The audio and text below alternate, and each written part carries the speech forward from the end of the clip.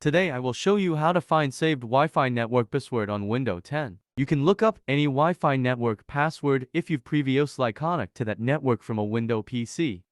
If you have misplaced your home network password, and if you connected to a network from a Windows laptop or desktop, Windows will remember that Wi-Fi network. You can look up the Wi-Fi password in any Windows computer that currently connects. Let's start a video. First, click on Wi-Fi icon on taskbar.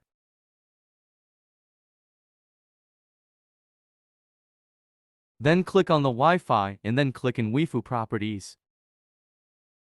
Now Wi-Fi properties window open. Now click on backspace icon. Now click on Wi-Fi. And then click on change adapter option.